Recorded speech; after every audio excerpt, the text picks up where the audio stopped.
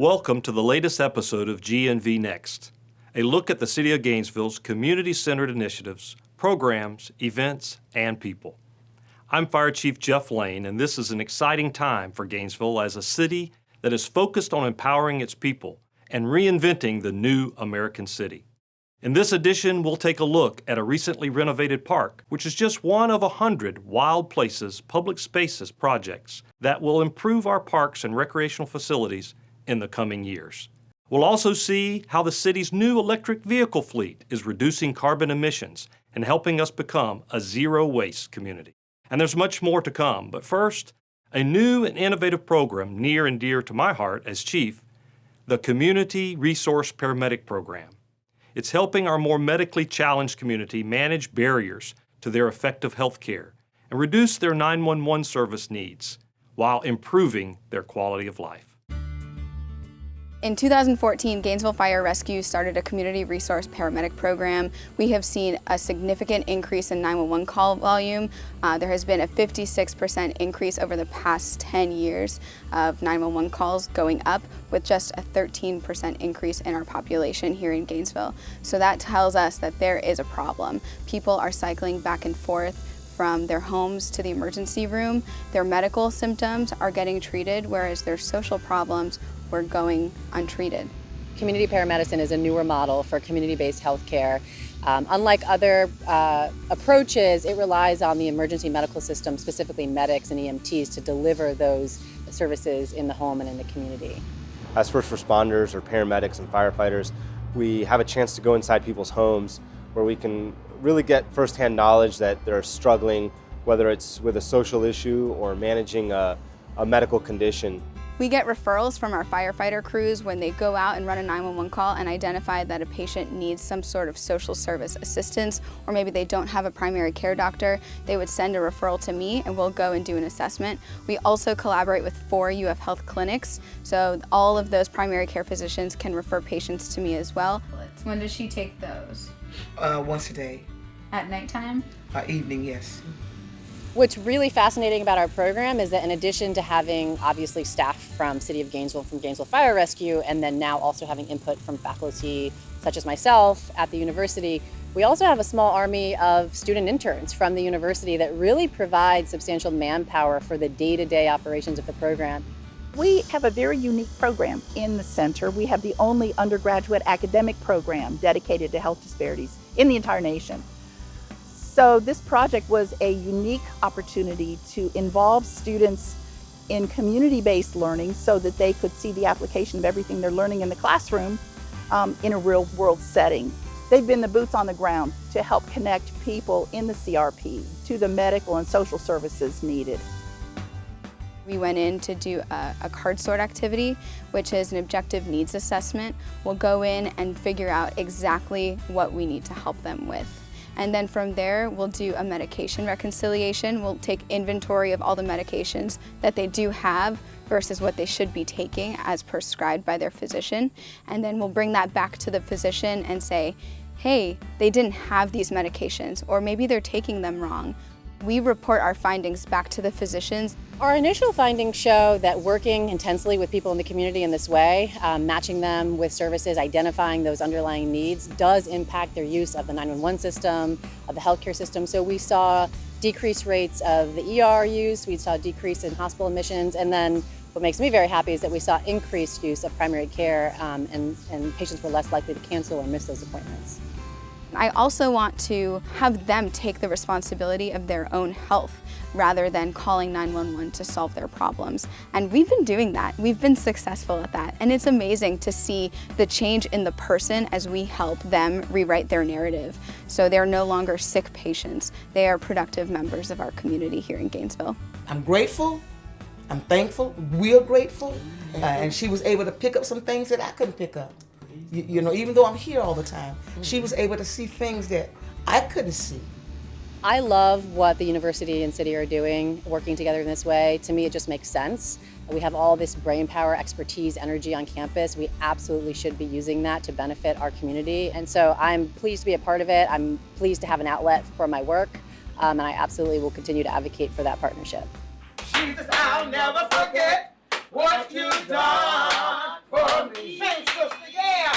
Jesus, I'll never forget how you set me free. This project recently completed at the end of May, and we installed a new playground, a new grill, a picnic pavilion, some new benches, tables, and a new water fountain as part of this project. There's a neighborhood group we've been meeting with periodically to help provide input on what improvements they would like to see at their neighborhood park. The garden group is very active as well, and so they provided input throughout the last year on what improvements they would like to see.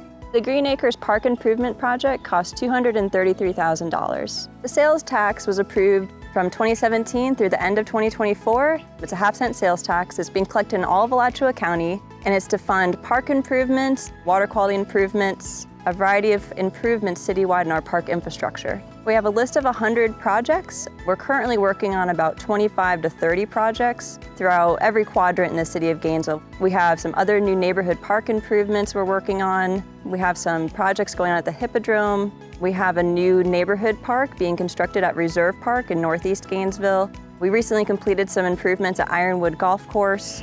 And then coming up, we're going to have a large improvement at Northside Park, Kiwanis Girl Scout Park, J.J. Finley Park, and a few others. So it's a pretty wide platform of improvements that are being facilitated.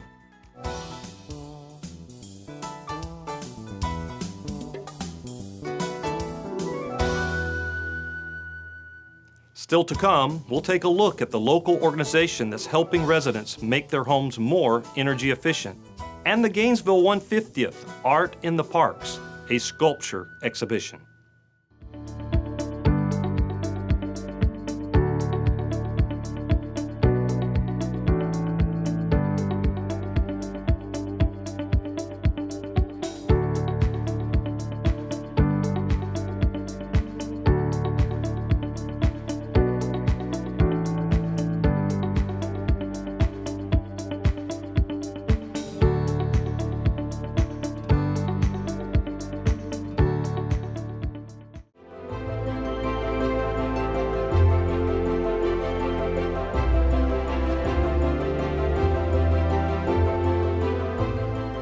Serving our community is something we can all do.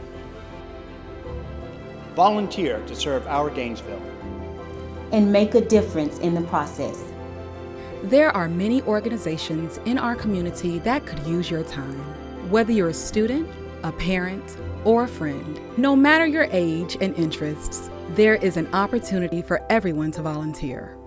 ServeGNV.org is a website that matches volunteers with organizations and issues they care about. Get involved and make a difference. Volunteer today. Serve our Gainesville. ServeGNV.org.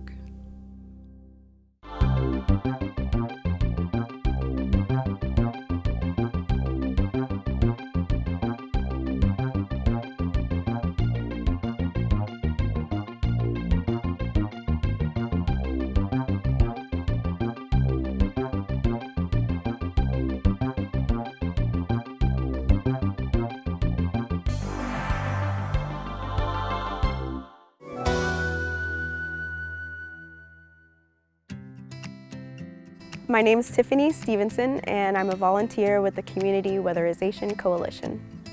The Community Weatherization Coalition Home Energy Tune-Up Program helps Alachua County residents save money through simple safety and efficiency improvements. What do you want to get out of the home energy tune-up? Knowledge of how to save energy. It's been really empowering to work with individuals in their homes. It's such a sacred space for them. It gives me a lot of joy to see them benefit from also being educated on how to save energy. They feel empowered to be able to manage their use of energy in their home. Yeah, my mom, she's a beautiful person. As a child growing up, I can remember her just whatever the need was in the community, she was the person to go to. She had a stroke, and now, you know, she's not doing the things that she loves to do, but she is always a blessing to whoever she meets. They came out and they checked the light. They put in a new gadget for the sink so the water can flow better. And they checked up under the sink and we had a water leak. They checked the installation, they checked the water meter, looked at the windows, and showed us things that we could do to lower those expenses. And let's see if it's got a little tray it sits in. Boy, you did that perfectly. And then close it up, and we're ready to go. Okay? And we can throw that away, but that was you can tell when a person goes, aha, I really, really learned something there, and I can do that for myself. And I feel a little bit more like I'm in control. It's like a wealth of information. I was just like overwhelmed. I'm like, oh, I learned so much. We save at least about $150 a month on the bill and the water bill. That means a lot because we can take that money and put towards other things that need to be done in the household. Since 2008, we've helped over 850 families save hundreds of dollars each year on their utility bills through education, volunteer work projects, and community building. To schedule a tune-up, volunteer, donate, or find out more, visit us at communityweatherization.org.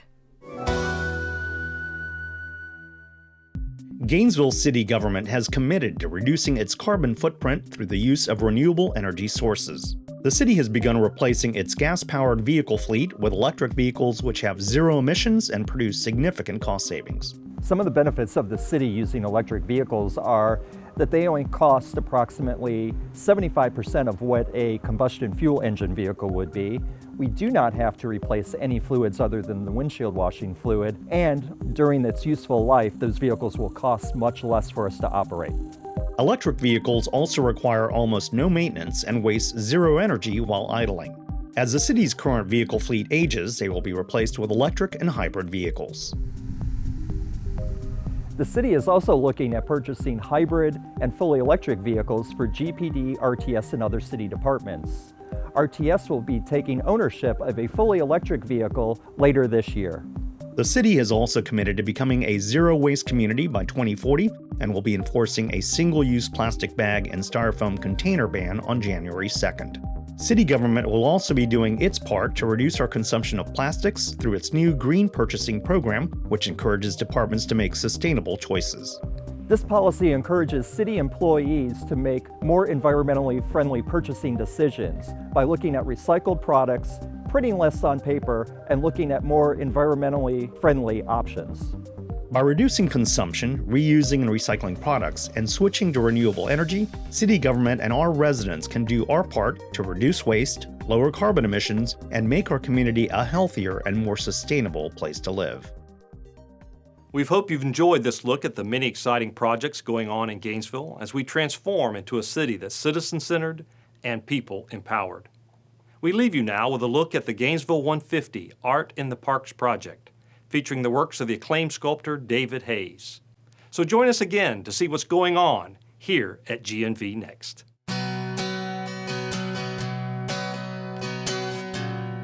We're standing here in the gardens of the historic Thomas Center in front of a statue by the late David Hayes, which is part of our Gainesville 150 Art in the Parks project. It's one of 24 sculptures that are being installed in 20 of our city parks in commemoration of the 150th anniversary of the City of Gainesville.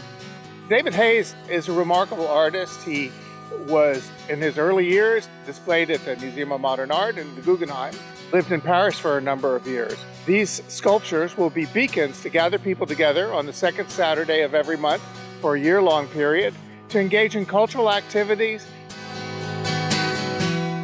When you look at the diamond plate on this particular piece, Gladiator, that would have come off a construction site. They use it for staging a lot on construction sites.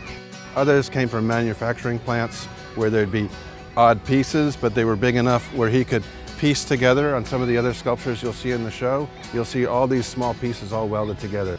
He used everything, he used all his materials. He always wanted the work to be shared, and there's nothing like a park that brings, you look at all these kids playing and families coming on the weekends.